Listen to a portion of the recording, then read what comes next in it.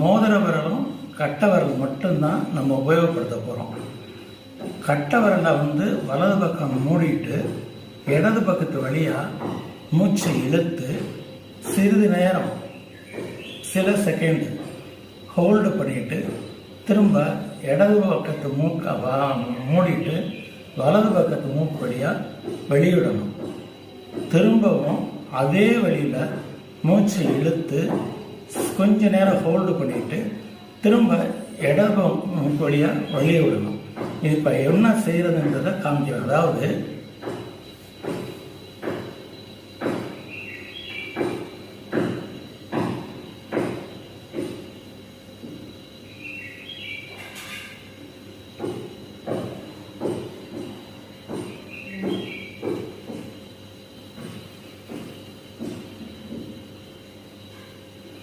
அதாவது